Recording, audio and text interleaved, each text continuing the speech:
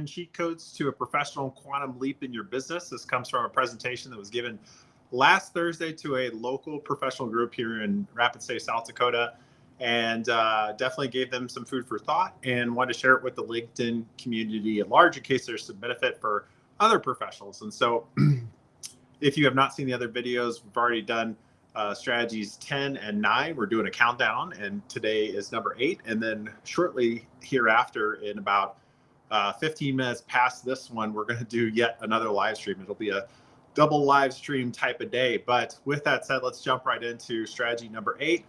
Stop being the first place loser. And what does that mean? Well, with technology being everywhere and with it being pretty well understood that for many professionals, I'm not going to say most, and I'm not going to say all, because I think that that's thrown around a little too much, that just the same for many professionals, it is wise to have an online presence. And so it's easy to kind of dial this one in or look what everybody else is doing and then try to replicate it in some way that is whatever the market leader is doing. You just replicate that and do it as closely as possible because it must be succeeding for them. So you try it too.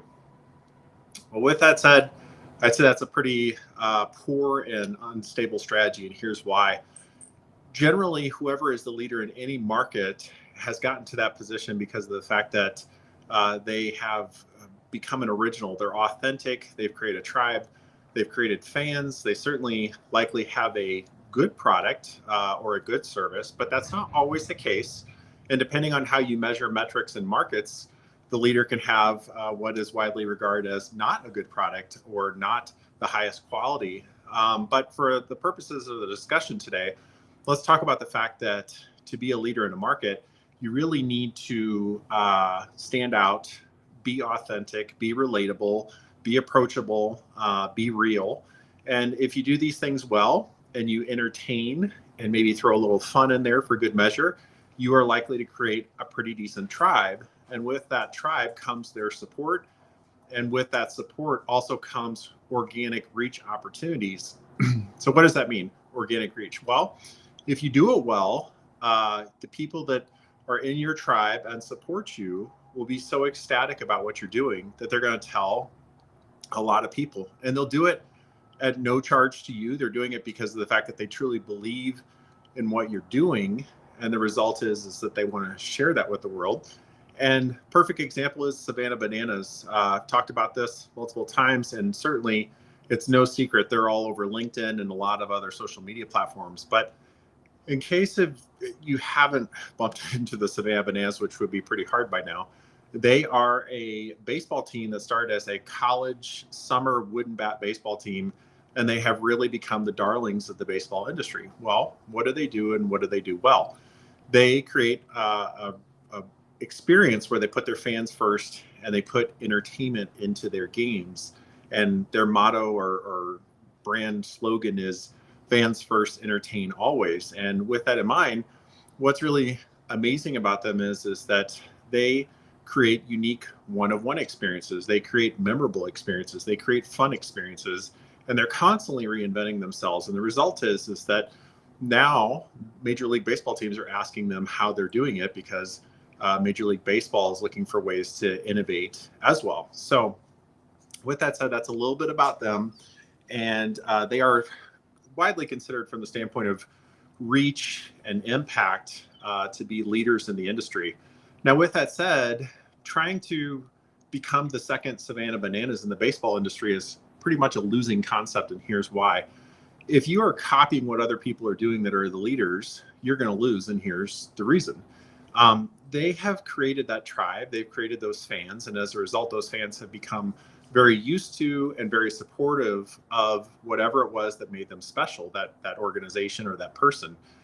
So those fans are not going to jump ship just because of the fact you're doing the same things, maybe just slightly differently, and join your ship because of the fact they've already got the tribe where they feel that they fit and that they're excited about.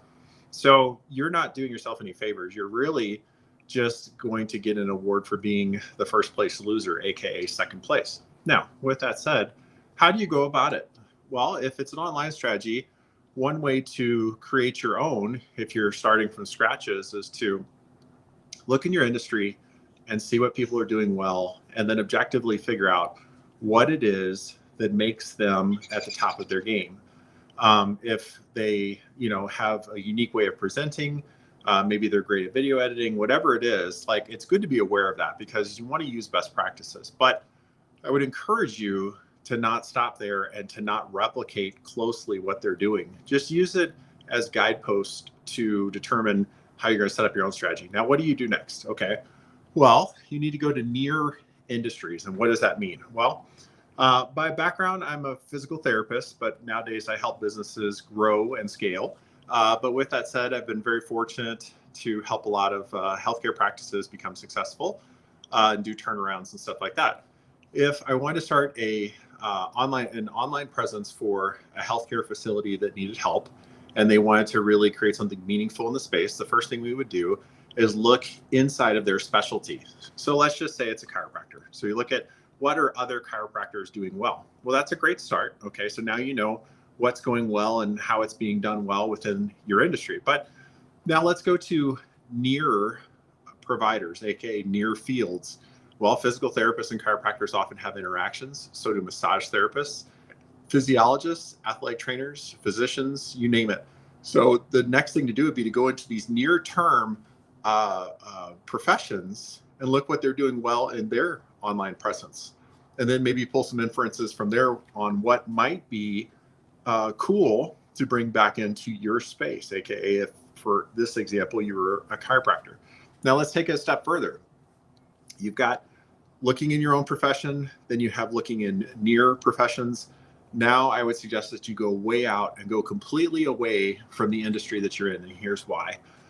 Pulling innovations from other industries is a great way to be fresh in your own industry. And if you can do it in a meaningful way that's on brand and authentic, you can really make a big difference for your presence online.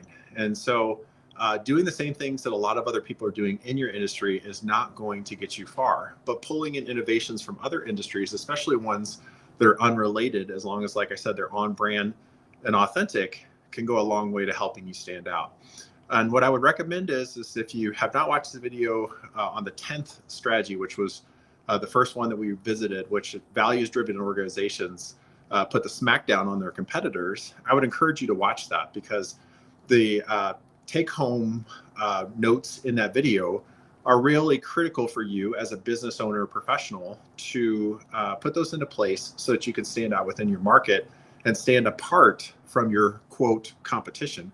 Because if you're a values-driven organization, you're no longer competing with your competitors, you're competing with yourself, and you're creating something that's truly unique and one of one. And it's easy to drive your organization once you have those things clearly mapped out.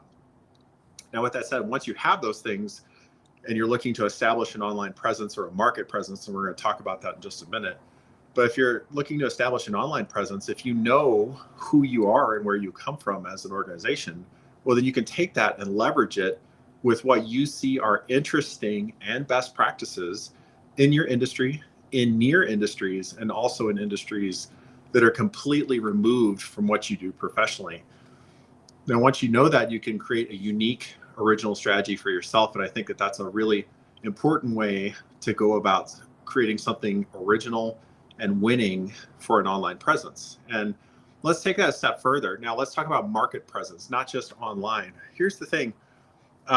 This extends out from the digital space. And if you want to really stand out and stand apart and not just be a copycat that, comes in second place, which is the first place loser, kind of the whole idea behind this video, then looking at what others are doing in your space is a great place to start.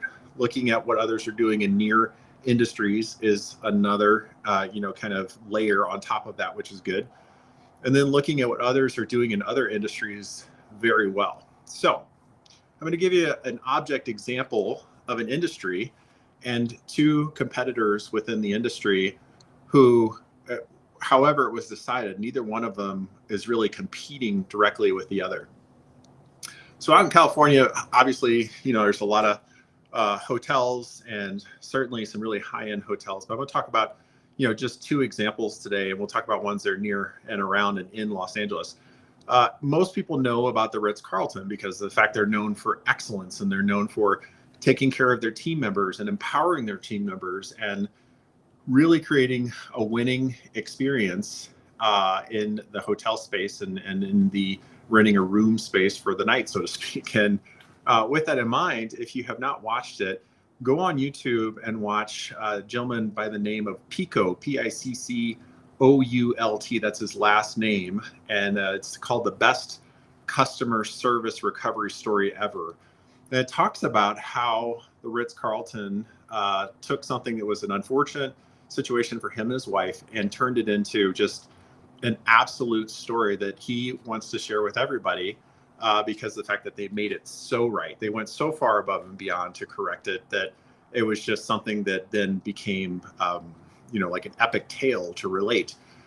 Now, with that said, that's the norm for the Ritz-Carlton. They're so focused on delivering excellence that they even empower their frontline team members with a pretty big budget where they can make decisions. If you work at the front desk and something goes wrong, you don't need manager approval, but you can make decisions based up to a certain dollar amount to make it right for your patrons. Now, that's the Ritz-Carlton. Excellence, excellence, excellence. Many people know of the Ritz-Carlton. They know how they operate. And with that said, very much the common and the norm for a large city like Los Angeles. Now, the other side of the fence, and this is where you trying to be like your big competition in the market that's doing it well, is a losing strategy, especially if you can't compete. And so there's a hotel in Los Angeles that is quite old. It's called the Magic Castle Hotel. And what's fascinating about it is that they go completely in the opposite direction. They're focused on fun and whimsicality a little bit, and just really making very, very unique, one-off, meaningful memories for their guests. They have massively good reviews on TripAdvisor. I think it's like 4.7 out of 5, and that's out of thousands of reviews. But this hotel is old, and they are not knocking down buildings or anything to create something new and flashy and fancy and competing with the relatively high-end status of something like a Ritz-Carlton. So they understand that. They also understand their strengths, and they also understand that going about it in a very contrarian way can be a difference maker. So I want to share something I heard, I don't know, at least a couple, 3 years ago. And someone was relating this, and I just thought it was so interesting about how they go about it. They have a popsicle hotline at the pool. So you literally can pick up this old phone from 1972, and it just goes, so it doesn't even have a dial. You just pick it up and it dials the front desk. And what you do is you say, hey, can I please have some popsicles at the pool? And shortly someone rolls up with a silver tray and has popsicles on it, so you can enjoy popsicles poolside. And there's no special things you have to go through. You just pick up the popsicle hotline and ask for popsicles, and the result is they show up very quickly. That is the contrarian, completely different than the norm, the unexpected, that creates a tribe of fans that really are excited about this hotel. And so they, people are telling the story of the popsicle hotline in various formats. There's even videos of it online on YouTube. But I would encourage you to be thinking like that, because especially if you're going up against, quote, competition that's bigger than you, trying to, challenge them at the level that they're already excellent at is not the way to go. It's like going up against a very accomplished boxer. You're not going to beat them just based on, the fact that they've had a lot more hours in the game and they've established dominance because of the fact they've had more hours and more practice and, those things. So you have to think differently. You have to go about it differently. And the same thing is true in business is that when you're going up against the market, you got to find a really unique way to stand out. And if you do that well, you will create your own niche inside the market. You're going to create a fan base that will follow you. And you're also going to create raving fans that will then, without any sort of prompting, they're going to go tell other people about how awesome you are. And so back to the Savannah Bananas, they create so many winning experiences for the people that come to their games that those people then go tell multiple people. Now, if 10,000 people come to a Savannah Bananas game, which is relatively low these days because they're playing at big time stadiums, but if 10,000 people come and each person tells 3 people, that's 30,000 people that just found out. Now, if 80% of that, 8,000 people say they're going to tell 3 people, that's 24,000. So you're creating a force multiplier at that point, and that's essentially organic reach marketing. And I would encourage you to kind of think about how you can position yourself in the market in a very unique way that makes you stand out, and you're not competing with the titan in the space, or the the established one in the space, or the one that's at the top, even if they're not terribly more established than you are. Don't compete apples to apples. Find something that makes you the orange, and then stand out. I'll give you one last example, and then we're going to wrap this, and I'll be back in a little bit to do another one.